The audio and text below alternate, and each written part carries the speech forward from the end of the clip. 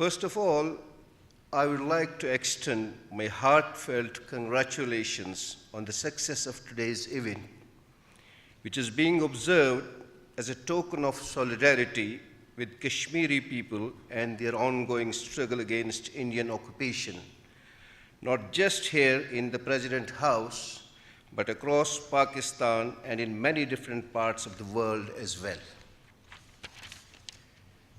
Kashmir Day has become an integral part of Pakistani national calendar, and the way Pakistani government, Pakistani people, and Pakistani diaspora have been observing the day consistently and with unfading enthusiasm carries not only significant symbolic value, but it practically comes as a great morale booster for the struggling people of Kashmir.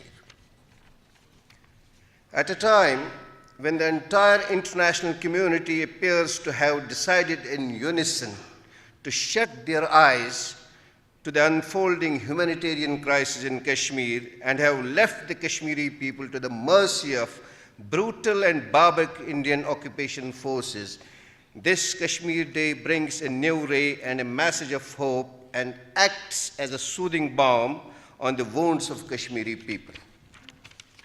It reminds us that even though the world has completely forgotten us, there is a great nation that not only understands our plight and pain, but actually feels it and sympathizes with us, and against all odds, steadfastly stands behind us like the Himalayas. Every Kashmiri not only acknowledges the brotherly love, affection, sympathy, and moral and political support they receive from Pakistan, but also remain grateful for the same. In that sense, Kashmir Day also becomes the day of thanksgiving for us Kashmiris. Ladies and gentlemen, as you are aware, in recent years, especially after the Hindu Nationalist Party, the BJP, came to power in India, Indian atrocities and barbarity in Kashmir has reached new extremes. Under the so-called Operation All Out, the occupation forces have embarked on an intensified killing spree, wherein on the one hand Kashmiri youth are being mercilessly slaughtered, while on the other hand children are being blinded with shotgun pellets and their future is being pushed into darkness. Infamous black laws are unabatedly being used to violently crush peaceful protests and torture and maim pro-freedom people. At the same time, resistance leadership is kept under constant detention and contact between them and the masses is being impeded, and thereby a vicious attempt is being made to deprive the movement of its leadership.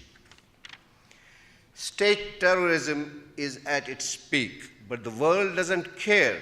Even the fact that all these heinous crimes are being perpetrated by a country that doesn't ever tire of posting about being the so-called largest democracy doesn't seem to make any difference to the international community at large. And with the result, Indian forces continue to violate human rights and international laws flagrantly and with absolute impunity.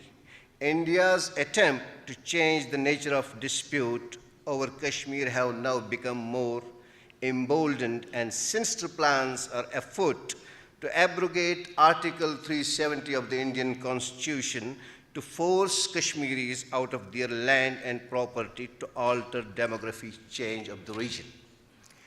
Even the recent report of UNHRC on the human rights situation in Kashmir appears to have not achieved much in terms of either bringing about any change in India's behavior or waking up the international conscience. In fact, India responded to the UN report with the same traditional denial and illogic that has been its hallmark for the last 7 decades. In such a grim scenario, there is no reason to hope that the policymakers in India will somehow change their mind and come to the negotiating table and pave the way for permanent resolution. Expecting anything on these lines is like chasing a mirage. Although Pakistan on its part has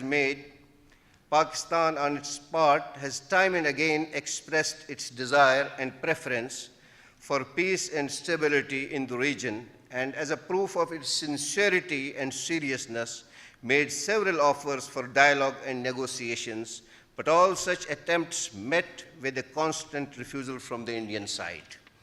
As far as Kashmiri people are concerned, our right to self-determination is non-negotiable, and we are determined to take our struggle to its logical end.